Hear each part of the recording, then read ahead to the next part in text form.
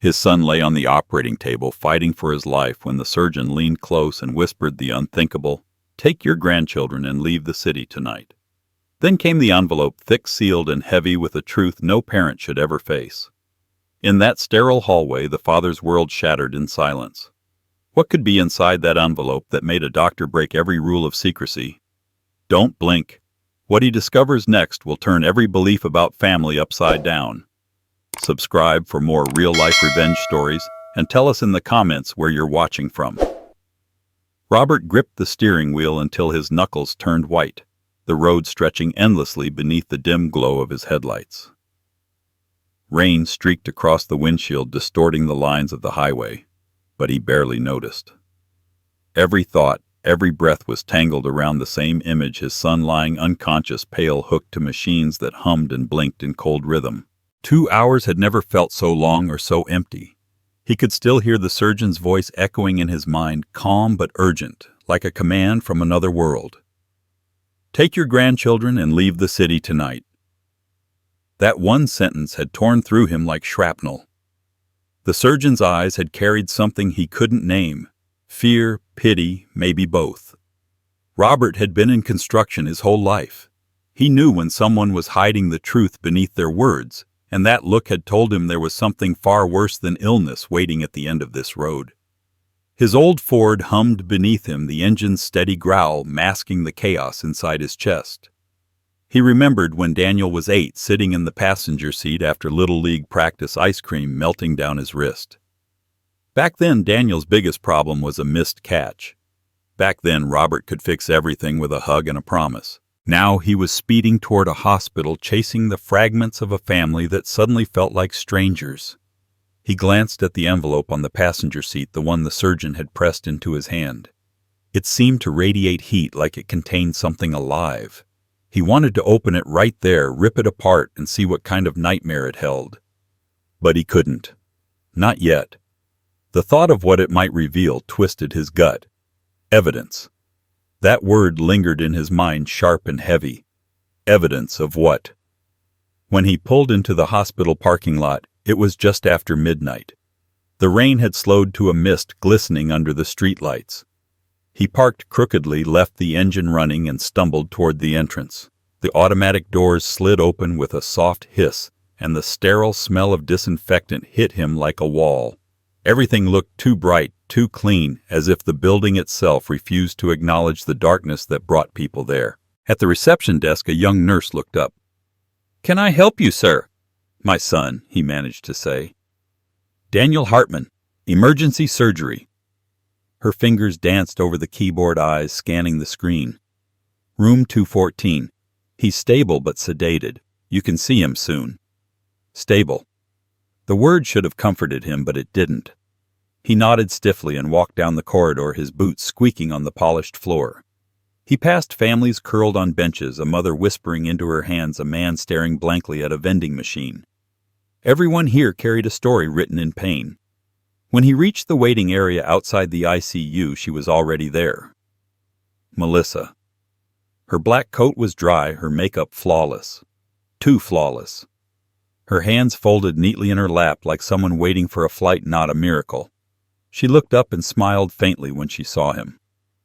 "Robert, you got here fast." He studied her face, searching for cracks. "Where are the kids?" "At my mother's," she said smoothly. "They were asleep when the ambulance came. I didn't want to scare them." Her voice was soft, too controlled. He wanted to believe her, wanted to hold on to any sense of normalcy, but something about her calmness chilled him. "What happened?" he asked. "They said it was his heart," she replied. "Collapsed right after dinner. I called 911 immediately." The way she said it, perfectly rehearsed, made the hair on his neck rise. He nodded slowly, not trusting his voice. When she looked away, his eyes drifted to her purse on the chair beside her. A small orange bottle cap peeked out from within. Prescription meds. He thought of the surgeon's warning. Take the kids and leave. He forced himself to sit down, keeping his gaze fixed on the floor. The sound of the heart monitor in the next room seeped through the walls, steady, slow, mechanical.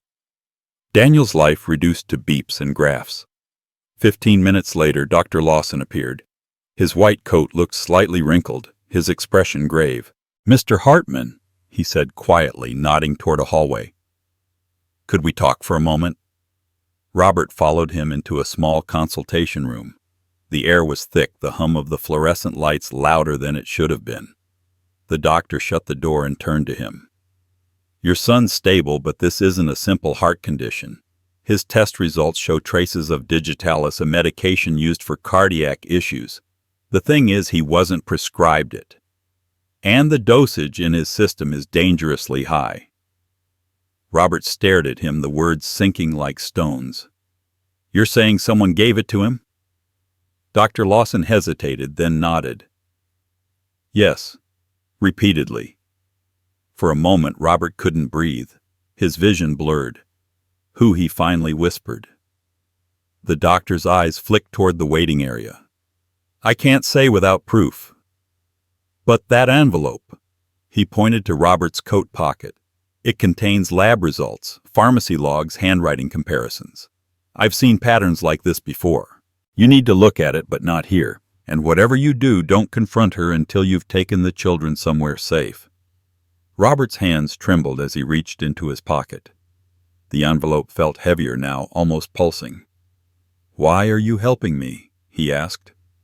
The doctor exhaled slowly. "Because your son's not the first patient to come in like this. And the last one didn't make it." Robert left the room in silence. The hallway seemed longer, the lights harsher. Melissa was still sitting where he'd left her, scrolling on her phone, a faint smile tugging at her lips.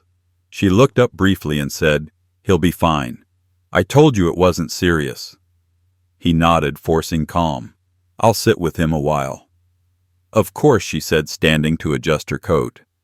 "I need to make a few calls." As soon as she disappeared down the hall, Robert slipped into the ICU.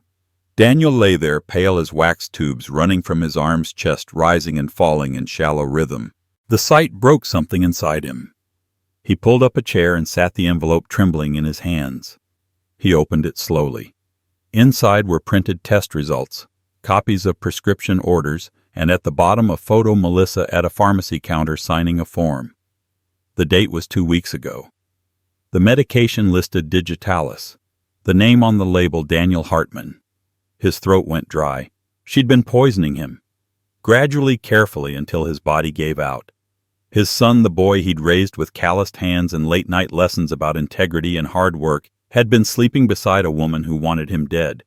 He stood abruptly, knocking the chair back, heart pounding so hard it hurt. He looked at Daniel, unconscious and defenseless, and felt something dark and cold settle over him. Fear gave way to clarity.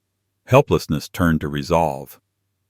He stepped closer, leaned over, and whispered, "I've got you, son. She won't touch you again." Outside, the rain started falling harder, tapping against the window like a warning. Somewhere down the corridor, he heard Melissa's voice, calm, smiling, speaking to someone on the phone. He couldn't hear the words, but the tone made his skin crawl. He tucked the envelope inside his jacket, glanced once more at his son, and walked out of the ICU. The next part of this night wouldn't be about fear anymore. It would be about survival. And the first person to learn that would be Melissa. Melissa's posture was perfect, too. Perfect, the kind that didn't belong in a waiting room at 2 in the morning. She sat with her ankles crossed, one manicured hand resting on her designer purse, the other scrolling through her phone, like this was a delay at the airport, not a night her husband fought for his life. Robert stood by the vending machine, pretending to read the labels, though his eyes kept drifting toward her reflection in the glass. He couldn't put it into words, but something about her calmness scraped at the edge of his nerves. She was performing, not grieving. The air in the hospital hallway was cold, humming with fluorescent light. He could smell coffee antiseptic and a faint trace of her perfume, sweet and sharp like a lie wrapped in sugar. When she finally looked up, her smile appeared at the corners first, mechanical, calculated. "Robert," she said softly, "you should get some rest. It's been a long night." He studied her face. Her tone was gentle, but her eyes didn't match. They were flat, assessing the kind that measured every reaction for advantage. "I'm not tired," he replied. "I'll wait until the doctor gives another update." "Of course," she murmured, turning back to her phone. The blue light lit her face, making her skin look almost translucent. Robert sat across from her, elbows on his knees, eyes fixed on the floor tiles. Every few seconds, the overhead speakers crackled with an announcement, breaking the silence in brief bursts. He tried to focus on the pattern of the linoleum white, but his mind wouldn't stop. The surgeon's warning replayed like static behind his thoughts. "Take your grandchildren and leave the city tonight." He looked up again. Melissa was texting, quick and deliberate, her thumb gliding over the screen with precision. He caught a glimpse of a name unknown, not saved in her contacts. The text was long and her expression barely flickered as she hit send. He pretended not to notice when she tucked the phone under her leg. A nurse stepped into the waiting area holding a clipboard. "Mrs. Hartman, you can see him now, but only one visitor at a time." Melissa rose immediately, smoothing her coat. "Thank you." She turned to Robert with that same soft smile. "I'll just be a few minutes." He nodded, though every instinct screamed against it. As she disappeared down the hall, he caught the faintest echo of her heels, sharp, unhurried clicks that didn't belong to a woman afraid of losing her husband. The nurse glanced at him. "You're his father, right?" "Yes. He's stable for now," she said kindly. "But it's strange, his blood work shows something we can't quite explain. The doctor's running more tests." Robert's heart sank. "Something like what?" She hesitated, as if realizing she'd said too much. "I'm sure they'll tell you more soon." Then she hurried off, leaving him alone with his thoughts. He sat there for what felt like an hour, staring at the double doors that led to the ICU. When they finally swung open again, Melissa emerged. Her eyes looked wet, but there were no real tears. She dabbed at them anyway with a tissue pulled too quickly from her pocket. "He looks peaceful," she said. "They've sedated him." He waited, expecting something: fear, remorse, gratitude, but her voice carried none of it. "I'll go in for a bit," he said quietly. She nodded. "I'll be outside making some calls." Inside, Daniel's room was dim except for the steady green pulse of the monitor beside the bed. Machines hissed softly, their rhythm like mechanical breathing.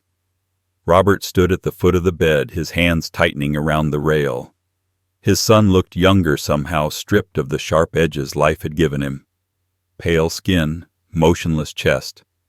The boy who once built model airplanes on the living room floor now lay surrounded by wires and plastic. He reached for Daniel's hand.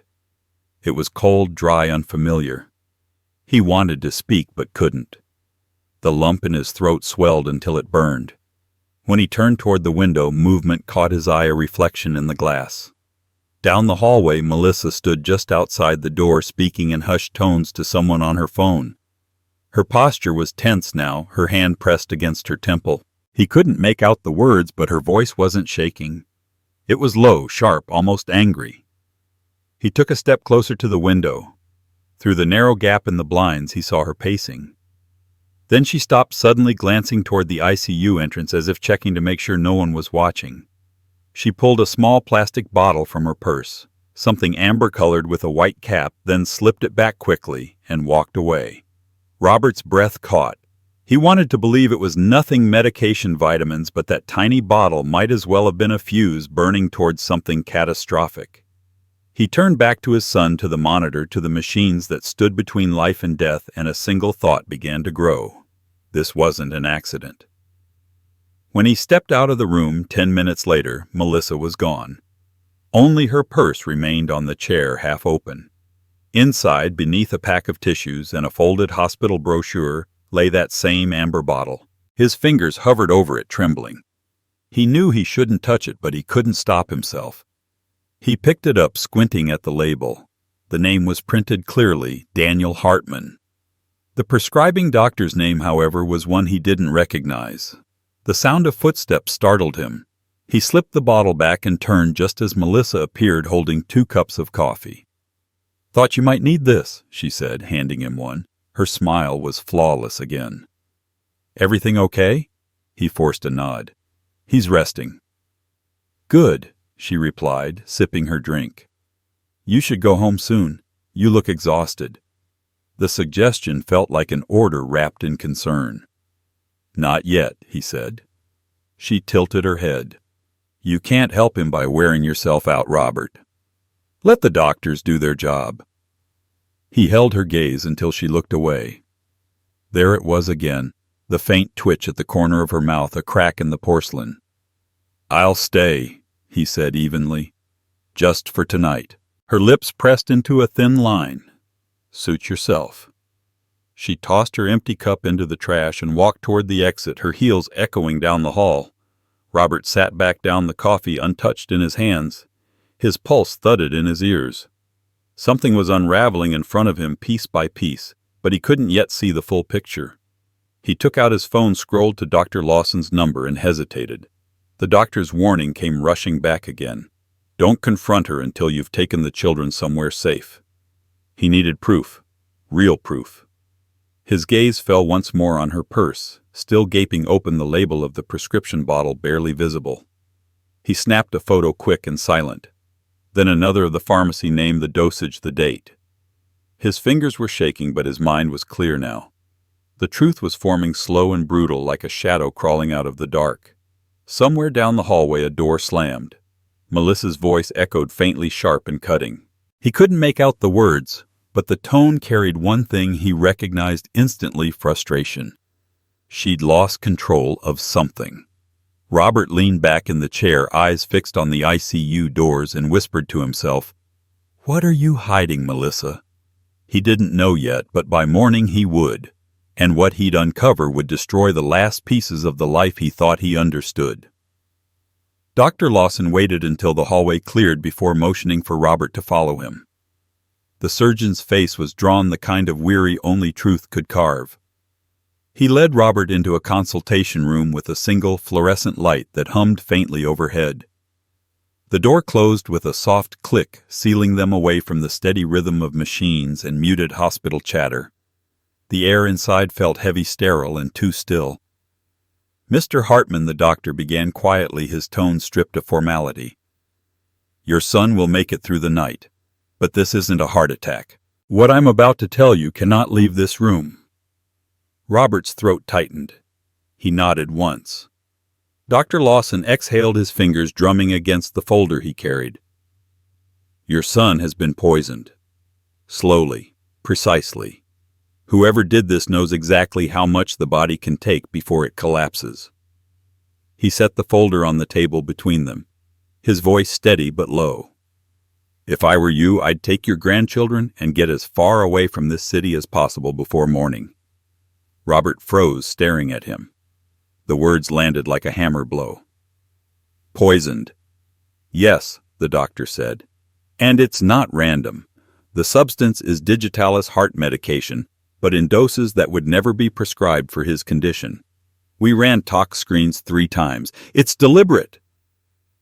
Robert felt the ground shift beneath him. His mind clawed for reason. "You're saying someone's been giving it to him?" The doctor's eyes didn't waver. "Not someone. Melissa." The room seemed to shrink, the walls pressed in. "That's impossible," he muttered. She takes care of him." Lawson didn't flinch. "I know what this sounds like. I've seen it before. It's rare, but it happens. Spouses who see more value in a life insurance payout than in a partner's recovery. Your son's policy lists her as sole beneficiary. $2 million. The number hit like a fist. Robert sank into the chair, his breath shallow. "You have proof." The doctor opened the folder, revealing lab reports, prescription logs, and printed photos. "She's been refilling medication under your son's name. Different pharmacy locations, forged signatures. It's all here. She's careful, but not perfect." He slid a smaller envelope across the table. "Copies of everything. You'll need them later." Robert's hands trembled as he reached for it. "Why are you giving me this?" Lawson looked him in the eye. "Because if you confront her without protection, you won't make it to sunrise. She's been one step ahead of everyone, and I'm not convinced she's finished." The kids might be next. The words burned through him, lighting a fire of terror and resolve. Images of little Lily's freckles, of Jacob's crooked grin when he built Lego towers in the living room, flashed in his mind. His grandchildren, his son's world, his world. "What do I do?" he whispered. "Take them somewhere safe." "Tonight," Lawson said. "Tell no one where you're going. Not the police yet, not family. This has to be handled carefully." Robert's heartbeat pounded in his ears. "And Daniel, we'll keep him under observation. He's stable for now. I'll call you if anything changes." The doctor hesitated, lowering his voice even more. "One more thing. Melissa tried to access his medical records earlier tonight. The staff thought it was routine, but after the lab results came in, I checked. She used his login credentials." Robert stared at the doctor, the weight of it all pressing against his chest like a slab of concrete. His mind began connecting fragments he'd ignored for months, the way Melissa always insisted on preparing Daniel's meals, how she'd once joked about getting the timing just right with his medications, the way her concern always felt rehearsed. He stood abruptly, clutching the envelope like a weapon. "I'll get the kids. Be careful," Lawson warned. "She's smart, and she's watching you." Robert nodded once, then left the room. The hallway outside felt colder now, the hum of the hospital louder, sharper. Each fluorescent light flickered as he passed, casting quick flashes of white across his face. His footsteps echoed like gunfire. At the end of the corridor, through the glass wall of the waiting area, he saw Melissa. She was sitting where he'd left her, scrolling on her phone, that same faint smile playing on her lips. He froze just before she noticed him, the doctor's words still burning in his ears. "Take the children and disappear." She looked up, eyes widening slightly as if she'd sensed something had shifted. "You okay?" she asked, rising. "You look pale." He forced a nod. "Just tired. Doctor said he'll pull through." Her relief looked perfectly rehearsed. "Thank God," she breathed. "I'll stay here in case they need me. You should go rest." The suggestion carried the same calm command it always did. He could almost hear the manipulation beneath it, subtle and polished. "I think I'll check on the kids first," he said carefully. "They must be scared." She tilted her head. "That's sweet, but they're fine. My mom's got them." "I'll still go," he said. Her jaw tightened for a fraction of a second. "Suit yourself. Bring them something for breakfast in the morning, okay?" He nodded again, though he knew he'd never bring them back here. "Sure." As he turned away, her voice followed, soft but sharp enough to slice through his spine. "Robert?" He stopped. "Drive safe," she said with a smile that didn't reach her eyes. Outside, the rain had started again. The hospital lights reflected on the wet pavement, stretching into fractured ribbons of color. Robert walked fast, the envelope pressed under his coat. He could feel it there, solid and damning, every step echoing with the truth he wished he'd never learned. When he reached his truck, he slid inside and sat in the dark, his breath fogging the windshield. The clock on the dashboard glowed 2:13 a.m. He opened the envelope with shaking hands. Inside were copies of bank transfers, pharmacy receipts, insurance statements, and one photo that froze him completely. Melissa standing beside a man he'd never seen before, leaning in close, smiling. The timestamp was from 2 nights ago. He stared at it for a long moment, his pulse hammering in his throat. Then slowly, he started the engine. The tires hissed against the wet asphalt as he pulled out of the parking lot. He didn't turn toward home. Instead, he drove past the city limits, headlights cutting through the darkness. The road stretched ahead, winding through the woods like a secret path. Every mile carried him farther from what he'd known, closer to something he couldn't yet name. Fear, fury, or perhaps the quiet beginnings of revenge. By the time he reached Melissa's mother's house, dawn was just a pale streak on the horizon. The house was dark except for one upstairs light. He parked a block away, engine idling low, and watched. Through the window, 2 small silhouettes moved, a little boy, a girl, their heads bowed as if whispering. The sight pierced him, but before he could step out, a shadow crossed behind them. Melissa's mother holding a phone to her ear. Robert's grip tightened on the wheel. He didn't know who she was calling, but he knew it wasn't good. He turned off the engine and reached for his phone. The doctor's number glowed on the screen. He hesitated, thumb hovering over the call button. Then he looked back at the house at the faint movement behind the curtains. He didn't need another warning. He knew what he had to do. And when the sun rose, it would rise over a man who no longer feared the truth, only what he'd have to do next. The men's restroom was empty except for the low hum of the flickering light above the mirror. The air smelled of disinfectant and old plumbing. Robert slipped inside and locked himself in the last stall, the one farthest from the door. The envelope burned in his hand like a live coal. His pulse hammered in his ears as he sat on the closed toilet seat, boots planted on the tile floor, rainwater still dripping from his coat. For a long moment he just stared at the flap, afraid of what waited inside. Then he tore it open. The papers slid out in a neat stack, official, precise, each page stamped with the kind of authority that didn't lie. Prescription forms, pharmacy records, doctor's notes, and then near the bottom, a scanned document bordered in black. Life insurance policy. The beneficiary, Melissa Hartman. Value $2 million. Robert's breath caught. He turned another page, handwriting comparisons. A forged signature that mimicked his son's, but tilted just a little too neat, too careful. He flipped through the rest, identical dosages on different dates, overlapping refills from multiple pharmacies, all in Daniel's name. Every page was a nail, and by the time he reached the end, the coffin was built. He sat there motionless, the fluorescent light humming overhead, his reflection faint in the metal latch. A sick heat rose from his stomach to his throat. She'd been poisoning him for months. Maybe longer, smiling at dinner, tucking the kids in, standing at his bedside, measuring out death 1 teaspoon at a time. His hands shook as he lifted the insurance paper again. The date of issue was 3 months ago, just after Daniel's last birthday. The handwriting on the witness line wasn't Daniel's. He recognized it now, clear as day. Melissa's. He pressed a fist to his mouth to keep from making a sound.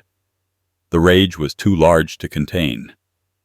Every memory of her kindness, the way she brought coffee to his workbench, the soft greetings on Christmas mornings, the rehearsed worry in her voice crumbled into something rotten. He saw now what she really was. Patient, deliberate, a predator dressed in compassion. He thought of Daniel, frail and unconscious tubes, snaking from his arms, fighting to breathe because of the woman he loved.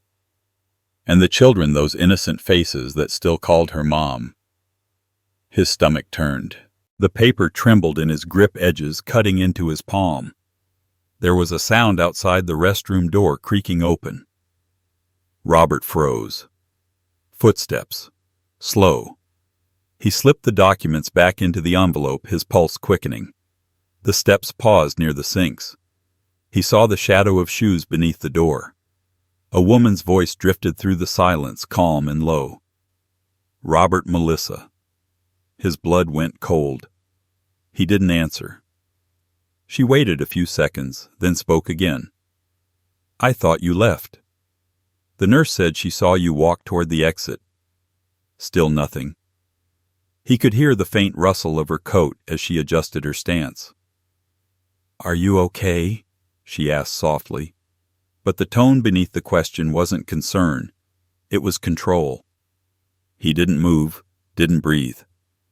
After a few moments, the door creaked again. Her footsteps retreated, heels clicking down the hallway. Only when the sound faded completely did he unlock the stall. He stepped out, face pale, eyes hollow. In the mirror, he barely recognized himself. 66, but tonight he looked older. The skin beneath his eyes had gone gray. His reflection seemed to ask the question, echoing in his head, "What are you going to do now?" He turned on the faucet and splashed cold water on his face. It didn't help. Nothing could. He looked down at the envelope again, at the hard edges pressing into his skin. There it was, every lie, every betrayal, every quiet moment of trust turned into evidence of deceit. He walked out of the restroom and down the hall toward the ICU. The lights felt harsher now. The hospital seemed to breathe around him. Every sound magnified, the beep of monitors, the shuffle of shoes, the faint metallic ring of a dropped instrument. When he reached Daniel's room, he stopped at the glass door.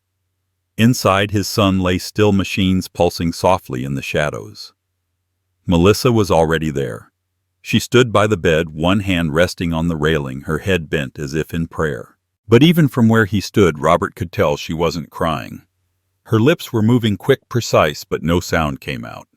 Then she turned, catching sight of him. Her face lit up with the same well-practiced relief she'd shown before. "How's he doing?" she asked gently. Robert's voice was low, tight, still fighting. She stepped closer, reaching out to touch his arm, but he shifted back before she could. Her hand hovered awkwardly between them for a moment, then fell. "You look exhausted," she said. "You really should get some sleep." He forced a thin smile. "You're probably right. I'll stay with him," she offered. "I'll call you if anything changes." Her tone was smooth, perfectly measured. Every syllable sounded like safety, but now he could hear the truth underneath ownership. She wasn't comforting him. She was claiming territory. He nodded slowly. "I'll be back in the morning." "Of course." As he turned to leave, her voice followed, softer now, almost a whisper. "Drive safe."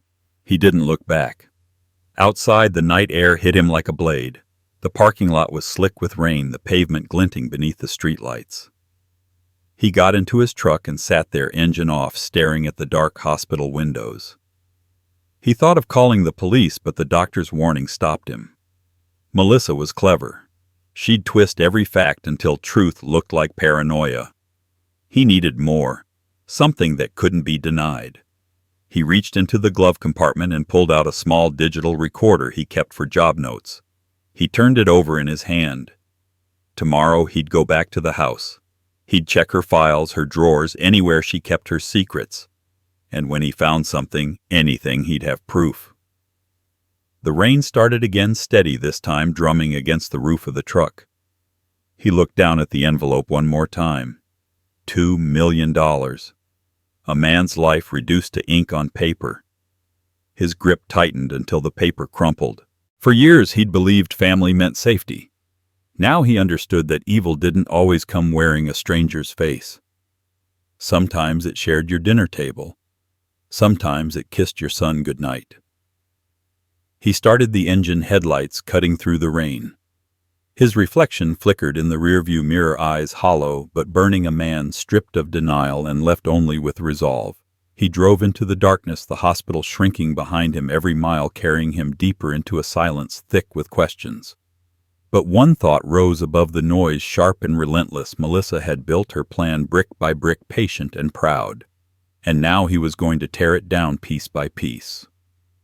The bathroom mirror stared back at him with merciless clarity. Robert barely recognized the man reflected there, bloodshot eyes, hollow cheeks, rain-soaked hair plastered to his forehead. His face was a map of exhaustion and rage, drawn tight by the weight of what he'd uncovered. He leaned closer, hands gripping the porcelain sink until his knuckles blanched white. The fluorescent light hummed above him, a low, relentless note that filled the silence between heartbeats. "You won't touch my grandchildren," he whispered, voice raw, trembling with controlled fury. "Not ever." The words came out low, steady, a vow sealed not with hope, but with certainty. He didn't raise his voice. He didn't need to. Every syllable carried the gravity of a man who'd lost everything except purpose. He straightened, wiped his face with a paper towel, and stared into his own eyes until the shaking stopped. The fear that had hunted him all night was gone, burned away, and replaced by something colder, cleaner, resolve. When he stepped back into the hallway, the hospital lights seemed too bright, too sterile for the thoughts running through his mind. He walked past the nurses' station, barely hearing the soft clatter of keyboards, the hushed conversations, the steady hum of life continuing as if his world hadn't just collapsed. He pushed through the glass doors into the night air, where the rain had slowed to a fine mist. The city smelled like wet asphalt and diesel, sharp, bitter, alive. He climbed into his truck and started the engine. The tires rolled slow over the slick pavement as he pulled out of the parking lot, headlights cutting through the darkness like a blade. His hands were steady now. The anger wasn't wild anymore. It was precise, calculated, the kind that builds walls instead of breaking them. On the passenger seat, the envelope lay open, its contents spread across a manila folder. He didn't need to look at it again.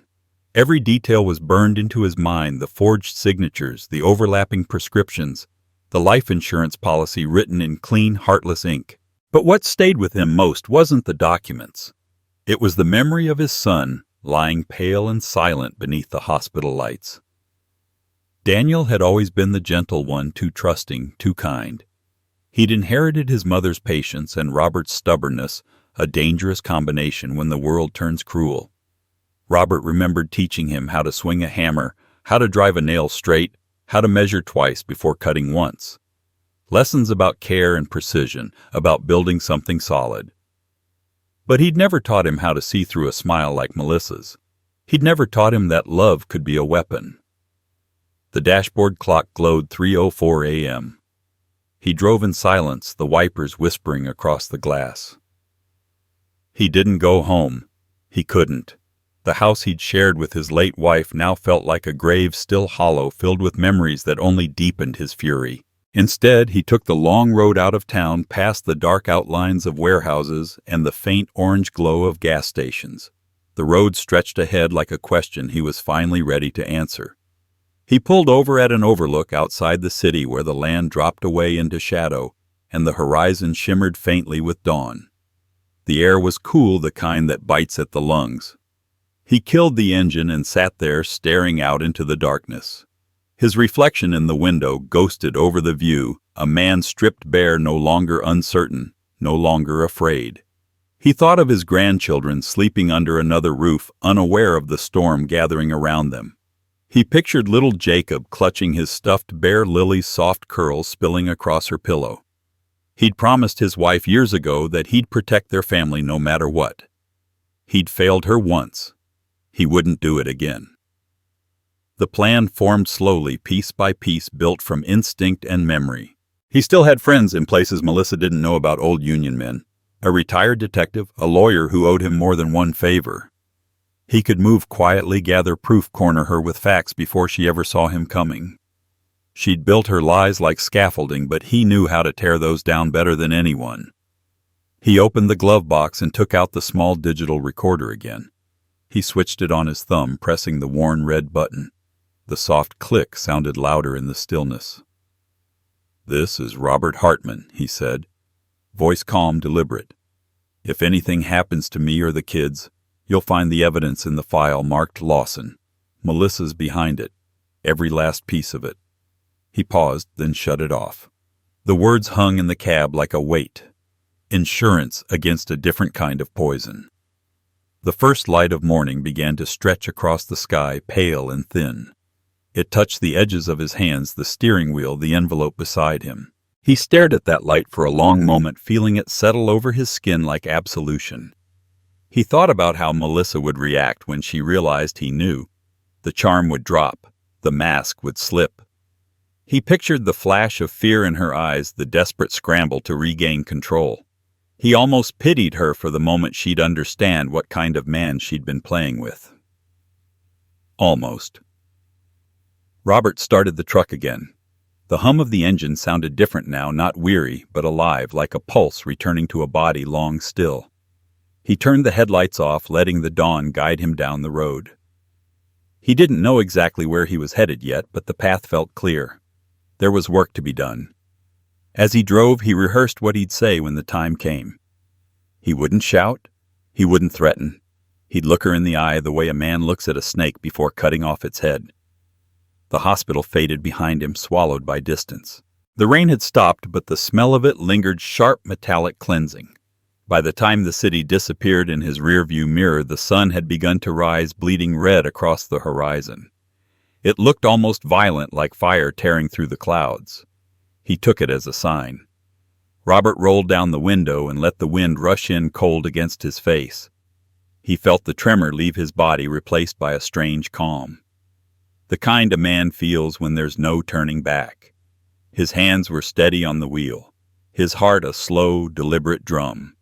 He wasn't just a father anymore. He was something else now. Something harder forged in betrayal, shaped by love. And as the light grew stronger, washing the world in pale gold, one thought settled deep and certain in his mind. Melissa had no idea what kind of war she'd started. But soon she would. The morning broke cold and gray clouds hanging low over the city like heavy smoke. Robert had been sitting in his truck outside the hospital for nearly an hour, waiting, watching. The envelope sat on the dashboard half open, its contents spilling like silent accusations. Inside the hospital, Melissa was playing her role again, the grieving wife, the doting mother, the woman who just needed a coffee to stay awake. When she finally emerged, her heels clicked against the wet pavement, her expression calm and collected. She glanced at her reflection in the window of a parked car, adjusted her hair, and walked toward the cafe across the street. Robert watched her go until she disappeared through the glass doors, then started the engine. His heart was steady now, but his breath came quick. There was no time to hesitate. She'd be gone 10 minutes, maybe 15. He pulled out of the lot and merged into traffic, every light, every sound sharpening his focus. When he reached his neighborhood, the street was still quiet, lined with maple trees dripping rain onto the asphalt.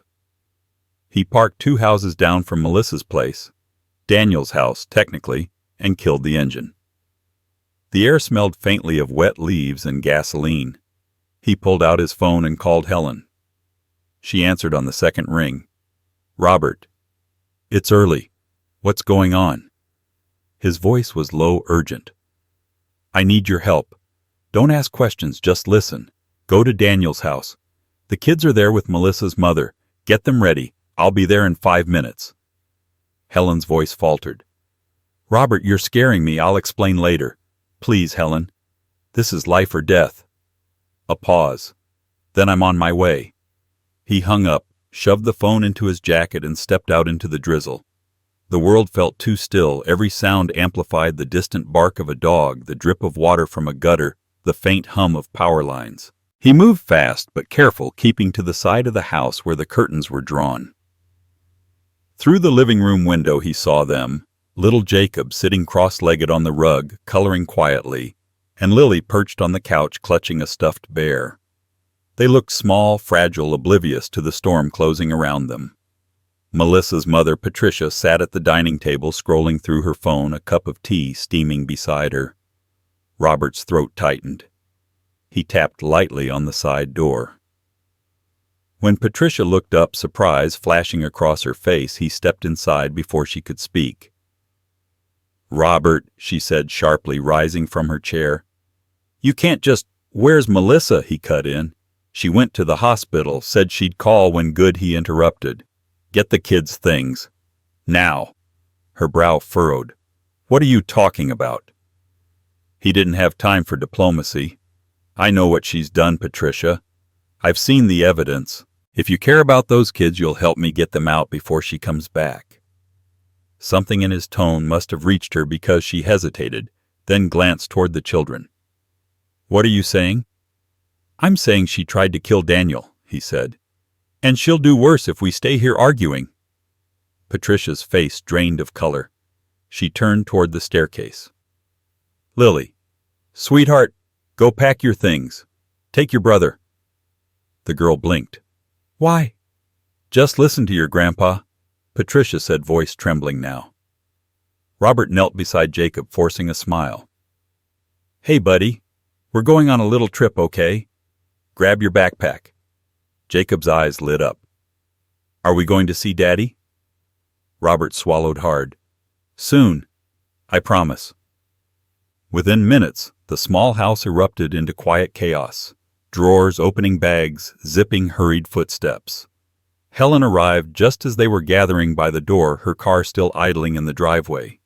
She looked at Robert, confusion etched across her face. "Robert, what is this?" He pressed a hand to her shoulder. "Help me load them in the car. I'll explain on the road." She nodded, no more questions. Together they ushered the children out into the gray morning. The cold air hit them sharp and metallic. Lily clutched her bear tighter. Jacob's small hand slipped into Robert's without hesitation. They were halfway to the car when Robert heard it, the distant roar of an engine. He froze. The sound grew louder, closer, familiar. He turned just as a black SUV appeared at the end of the street, moving fast. Melissa's car. Go! He barked. Helen hurried the kids into the back seat. Patricia stood frozen on the porch, her hand over her mouth. Robert. Inside, he shouted, "Lock the doors!" He grabbed Helen's arm as she climbed into the driver's seat. "Take them to the old cabin near Miller's Creek. Stay off the main road. Don't stop for anything. What about you?" "I'll handle her." Her eyes widened. "Robert, go!" The car peeled out tires, spitting water as it shot down the street. Robert turned back toward the house just as Melissa's SUV screeched into the driveway. The sound of metal grinding against wet gravel cut through the air. She stepped out, calm at first glance, too calm, her dark coat clinging to her frame, her hair neat despite the rain. "Where are they?" she asked, voice smooth as glass. "Gone," Robert said, his voice low. Her jaw tightened, but her smile didn't falter. "You shouldn't have done that." "I should have done it months ago," he said. She took a step closer, her heels crunching on the gravel. "You don't understand, Robert. You're meddling in something you can't fix. Daniel was already dying. I just sped things up." The words hit like acid. He stepped toward her, fists clenched. "You're sick," maybe she said lightly. "But I'm smart too, smarter than you think." The rain began again, harder this time, tapping against the hood of her car like 1,000 small hammers. Robert could hear Helen's car fading into the distance, the sound swallowed by the storm. "You'll never see them again," he said quietly. "Not the kids, not Daniel. It's over." Melissa's smile cracked then, just for a moment, a flicker of something wild and furious beneath the mask. "You think you can take my life apart and walk away?" Robert didn't answer. He turned, walking toward his truck. She shouted something behind him, but the words were lost to the wind and rain. When he looked back once more, she was still standing there in the driveway, soaked, trembling, her calm composure finally slipping away. He started the engine, pulled out onto the road, and didn't look back again. Ahead, the sky was breaking open, a thin line of pale light cutting through the storm. It wasn't dawn yet, but it felt like the world had tilted towards something new, something dangerous, unstoppable. And in that gray, uncertain light, Robert knew this wasn't over. Melissa would come for him, but next time he'd be waiting. The wind howled through the trees, flinging cold rain sideways across the gravel road. Robert's headlights cut through the storm, slicing across the darkness as he sped toward Miller's Creek. Every mile between him and that house felt like borrowed time. Helen's car was somewhere ahead, carrying the kids to safety, but he couldn't shake the image of Melissa's eyes in the rearview mirror, bright, furious, unblinking. He knew she'd follow. By the time he reached the old cabin, the rain had slowed to a steady drizzle. The air smelled of pine and smoke from a distant chimney. Helen's car sat parked to the side, its engine still warm.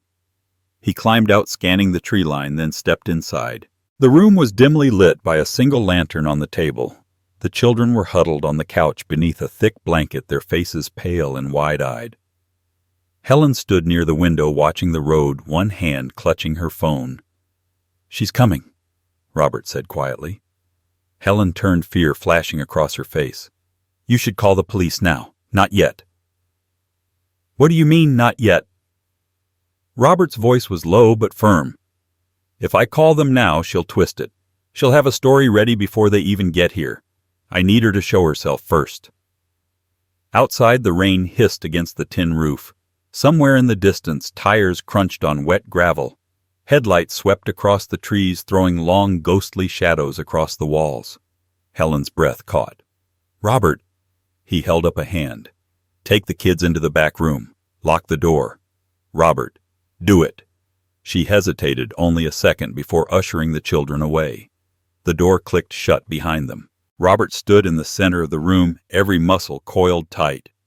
He could hear the crunch of footsteps, now deliberate and slow. Then came the sound of the door opening, followed by the faintest creak of hinges. Melissa stepped inside, soaked from the rain, her hair plastered against her face. The polite mask she'd worn for years was gone. "You don't know what you're doing, Robert," she said, her voice low, sharp, threaded with venom. He didn't move. "I know exactly what I'm doing." Her eyes flicked to the back door, then back to him. "You think you can keep them from me? They're my children. They're Daniel's," he said, his voice steady but cold. "And you lost the right to call them yours the second you tried to kill their father." For the first time, her composure faltered. "You don't understand. He was ruining everything. He didn't listen. He was reckless with money, with his career." Robert stepped closer, cutting her off. "You poisoned him, Melissa. You watched him waste away, and you smiled while he thanked you for taking care of him." She blinked hard, her lips curling. "You can't prove anything." He gestured toward the table. The envelope lay open beside the lantern, its edges soaked from the rain that had followed him in. "Everything I need is right there. Prescriptions, bank records, your handwriting." Her eyes darted toward it. "You went through my things. I went through Daniel's things," he said, "and yours were mixed in." Something shifted in her posture, the faint tremor of a cornered animal. "You're bluffing," she said. "If you had proof, you'd have gone to the police already." "I will," he replied, "but not before you hear me out." The rain intensified outside, drumming hard against the roof. She took a slow step forward, her tone softening like silk stretched over steel. "Robert, you're tired. You've been through hell tonight. I never meant for any of this to happen. Let's just fix it." He stared at her. "Fix it?" She nodded, moving closer. "You're protecting the kids, I get that. You're a good man. I can tell the police it was all a misunderstanding, that the medication got mixed up." "Don't," he said quietly. "Robert, I said don't." His voice cracked like a whip, sharp and final. "You think you can talk your way through this like you always do. You can't. Not this time." Her expression hardened, the charm evaporating. "You self-righteous fool! Do you have any idea what you've done? You've turned those kids against their mother. You've destroyed their home." "No," he said. "You did that. I'm just cleaning up the mess." For a moment, neither spoke. The only sound was the rain and the faint ticking of the lantern flame. Then, with a sudden motion, she reached into her coat pocket. Robert's hand shot out instinctively, grabbing her wrist. A small amber bottle clattered to the floor, rolling until it hit the leg of the table. They both stared at it, the same poison that had nearly killed his son. Melissa's breath came in sharp, shallow bursts. "You don't know what you're doing," she hissed again. But now, the confidence was gone, replaced by something close to desperation. "I know exactly what I'm doing," he said, pushing her hand away. "I'm ending this." He stepped between her and the bottle, his stance unyielding. She tried to move past him, but he blocked her again. The fear in her eyes flashed into fury. "You think you can stop me? You're nothing but an old man with guilt in his veins." "Maybe," he said. "But I'm the one still standing." Lightning split the sky outside, bathing the cabin in a burst of white. For a second they were frozen, two figures facing off in the flickering light, every lie between them burned away.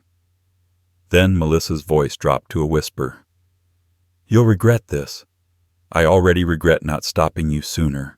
He reached into his jacket and pulled out the small recorder, pressing the button.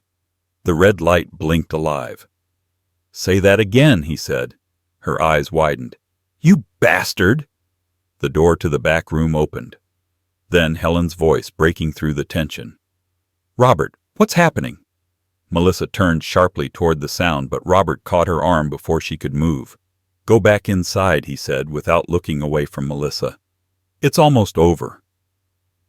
Outside, sirens wailed faintly in the distance, growing louder, closer, winding through the rain. Helen must have called them after all. Melissa jerked her arm free, eyes darting toward the window. For a split second he thought she might run. Instead she straightened, smoothed her wet hair, and smiled that same hollow smile she'd worn the night Daniel collapsed. "You think this is the end," she said quietly. It's not. You've started something you can't control. He stared back at her, the weight of years behind his words. I've built my whole life on control. You should have known better than to test that. The sirens grew louder until their light bled red and blue through the rain. Melissa looked toward the door, her jaw set, but she didn't move again. The fight had drained from her eyes, replaced by something else, a recognition that she'd finally lost. Robert didn't speak. He stood there as the lights flashed against the walls, the rain pounding harder, the truth of it all settling in the air like smoke. When the police burst through the door minutes later, she didn't resist. Robert watched silently as they led her out, her shadow stretching long across the floor before disappearing into the storm. And though the rain still fell for the first time in months, the air finally felt clean. But deep down he knew this wasn't the end. Not yet. There were still truths buried deeper than the poison itself, and before the sun rose he'd uncover them all. The courtroom was silent except for the steady tick of the clock on the back wall. Rain tapped faintly against the tall windows, a whisper compared to the weight of what hung in the air. Melissa sat at the defense table, hands folded neatly. The same hands that had once poured Daniel's coffee tucked in the children's stirred poison into medicine. Her face was composed, almost serene, as though she'd already accepted her fate or refused to believe it was coming. Robert sat 2 rows behind her, his posture rigid, his hands clasped together so tightly the knuckles showed white. Across the aisle, Daniel sat beside the prosecutor, a shadow of his former self. His skin was still pale, his body thinner, but his eyes were open and alive. Every breath he took was a victory. The trial had lasted 2 weeks, but for Robert it had felt like a lifetime. Every day revealed another piece of rot beneath the surface of Melissa's life bank transfers, forged documents, fake identities. It turned out Daniel hadn't been her first victim. She'd done this twice before in different states, each time with precision. A first husband found dead after a mysterious heart episode. An older employer who'd changed his will 2 months before collapsing from stress. Both ruled accidents. Until now. When the prosecution brought out the photos, the bottles, the signatures, the identical patterns of dosage, Robert couldn't look away. Every image was a nail sealing her fate, and yet he felt no satisfaction, only a deep, hollow ache. He'd wanted truth. Now that he had it, it felt heavier than revenge ever could. The final day of testimony came with gray skies and cold air that seeped through the courthouse walls. The prosecutor's closing argument was sharp, deliberate, and merciless. This was not an act of desperation, she said, pacing before the jury. It was a pattern, a choice, a woman who perfected deceit until she believed she was untouchable. But justice does not forget. And tonight neither will we. Melissa's attorney tried to humanize her, to paint her as misunderstood as a caretaker who'd simply made a tragic mistake.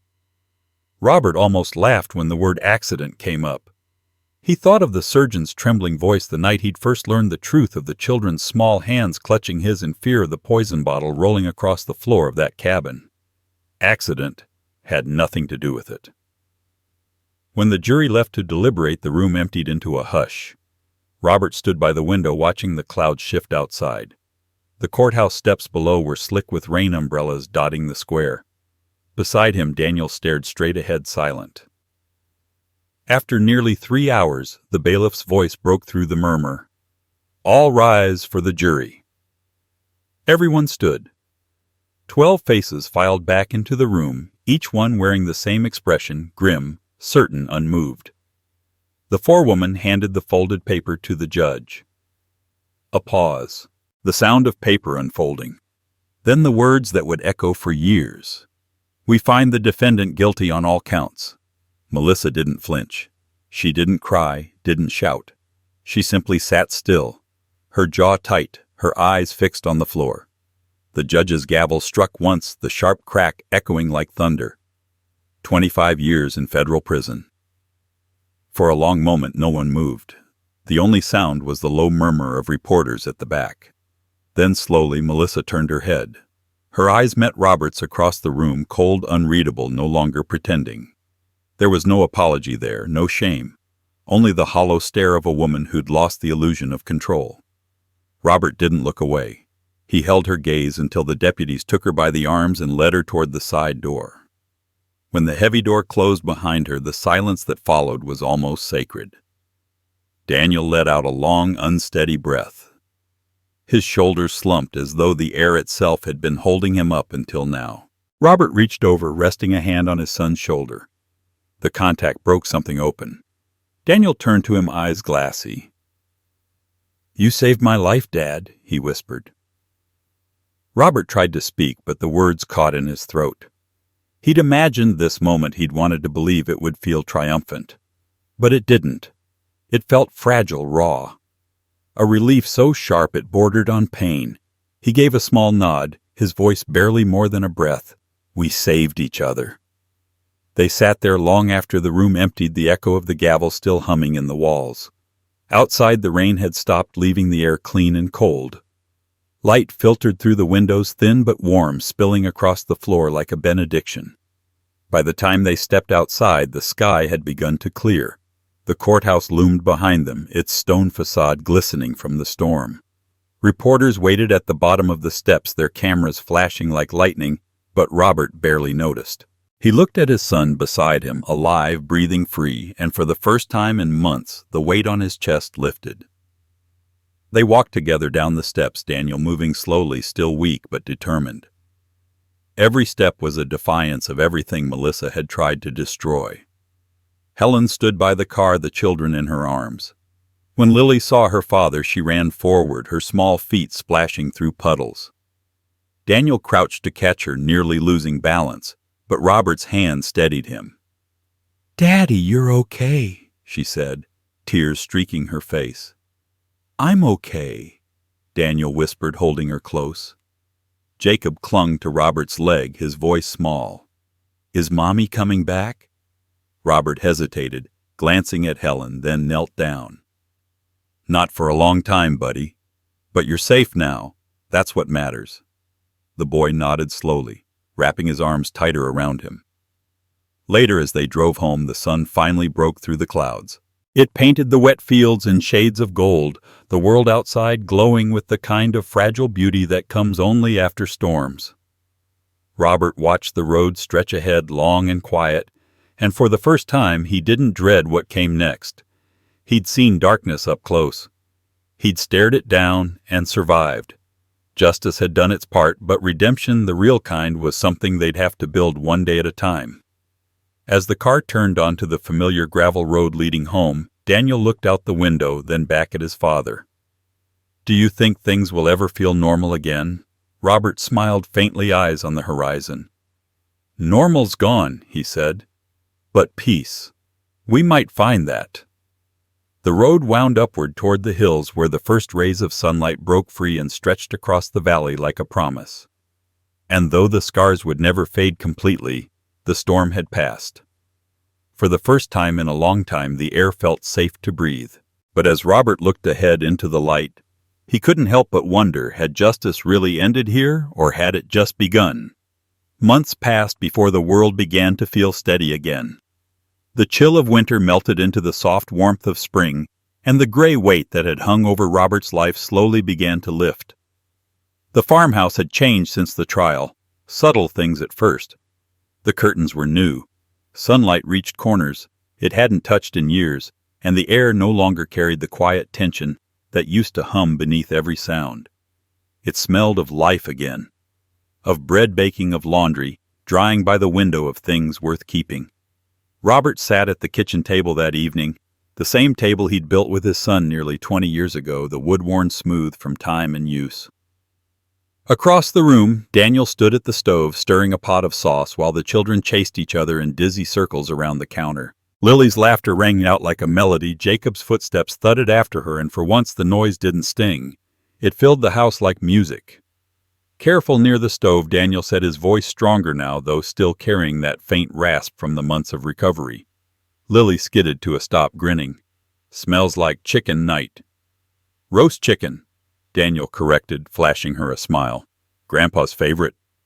Robert chuckled softly, leaning back in his chair. "You always did remember how to get me to stay for dinner."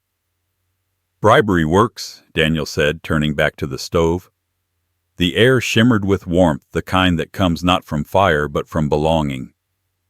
The sound of plates clinking, the soft hiss of oil in the pan, the faint murmur of a jazz station on the old radio. It was all ordinary, yet it felt like a miracle. There had been nights not so long ago when Robert thought this moment would never come. Nights when the house echoed with silence, when every creak sounded like a ghost of what he'd lost. But now life had returned slow and steady, growing in the spaces grief once hollowed out. Helen arrived a few minutes later, her coat dusted with rain. She stepped into the kitchen and smiled when she saw the table already set. "You boys actually remembered silverware this time," she said, hanging her coat by the door. Daniel grinned. "We're civilized now." She ruffled his hair, then crossed to hug Robert. "How's your blood pressure, big brother?" He laughed low and warm. "Calmer than it's been in years." As they sat down to eat, the golden light of sunset spilled through the windows, catching the steam that rose from the food. It turned the air into something dreamlike, hazy, soft, alive. Daniel carved the chicken, handing slices around the table, and when he passed a plate to his father, their hands brushed. For a second they both paused, and Robert saw it, the quiet gratitude in his son's eyes, the unspoken promise that the past would never repeat itself. "You okay, Dad?" Daniel asked quietly. Robert nodded. "Better than okay." Dinner went on with laughter and small talk, the kind of easy rhythm that families fall into when the danger's gone and the world has begun to forgive itself. Lily told a story about her teacher's dog, Jacob, proudly showed off a drawing he'd made of the farmhouse, and Helen scolded Robert for putting too much salt on his potatoes. Everything felt wonderfully, achingly normal. When the plates were cleared, Daniel poured 2 cups of coffee and handed one to his father. "I never said it right," he began. "Back then, I mean." Robert sipped, waiting. "I didn't see it," Daniel said. "I didn't see who she really was. And if it weren't for you—" "Stop," Robert interrupted gently. "You're here. The kids are safe." "That's enough." Daniel shook his head. "You saved me, Dad." Robert's eyes softened. "Maybe. But I think we saved each other." Outside, the sky deepened into twilight. Fireflies blinked in the yard, small sparks drifting above the grass. Through the open window came the scent of rain-soaked earth, the low hum of frogs by the creek, and the faint laughter of children playing in the yard. Robert leaned back, the mug warm in his hands, and let the sound wash over him. He thought about everything they'd lost, and everything they still had. There were scars, yes, but they didn't ache as they once did. Some pain stays he'd learned not to haunt, but to remind. Life was fragile, unpredictable, but it still had beauty to offer if you had the courage to see it again. When night settled fully, he stepped out onto the porch. The boards creaked beneath his boots. The old swing swayed gently in the breeze. Inside, Daniel's voice drifted through the open door, reading bedtime stories to the kids. The steady murmur of his son's voice was proof of something stronger than vengeance, survival, renewal. Robert lit a small cigar and sat back in the chair. The stars were faint, but they were there, scattered across the dark like promises whispered too softly for words. He exhaled slowly, watching the smoke twist into the night. It wasn't victory he felt. It wasn't even triumph. It was peace, quiet, unshakable, earned the hard way. The kind of peace that comes when the past no longer owns you, when the ghosts stop whispering and finally let you rest. He thought about Melissa sometimes, but not with rage anymore. The hatred had burned itself out, leaving only a hollow pity. She had destroyed her own life long before he ever intervened. The real justice wasn't her prison sentence, it was this moment, this house, this laughter, the life she could never take away.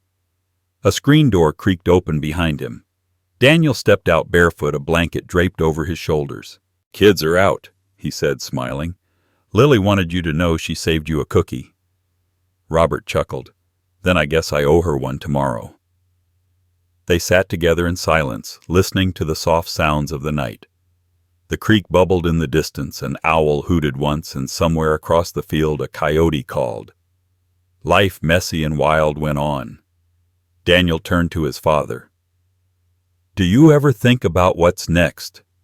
Robert looked at him, his face lit by the faint glow of the porch light. "No," he said after a pause. "For once, I think I'm happy right where I am." And for the first time in a long, long while he truly meant it. As the night deepened, a gentle breeze rustled through the trees, carrying the smell of rain, the sound of laughter lingering faintly in the air. The storm had passed. The house was quiet. And somewhere deep in that quiet, a man who had once carried nothing but anger finally found the simplest thing he'd been searching for all along: home. Life has a way of testing what we stand for, especially when betrayal comes from the people we once trusted most. Robert's story reminds us that love isn't just tenderness, it's courage. Protecting family sometimes means making painful choices, standing firm when silence would be easier. It teaches us that strength doesn't always roar. Sometimes it's found in quiet persistence in doing what's right, even when no one is watching. For older generations, this story speaks deeply to the wisdom earned over years, the understanding that peace is not given, it's built. Healing takes time, forgiveness takes grace, and true justice isn't about revenge, it's about restoring dignity. When life feels heavy, remember that calm can return even after the darkest storm. If this story touched your heart or reminded you of your own resilience, share your thoughts in the comments. Have you ever faced a moment where doing the right thing cost you something, but gave you peace in the end? Subscribe to hear more stories that honor wisdom, justice, and the strength that comes with age.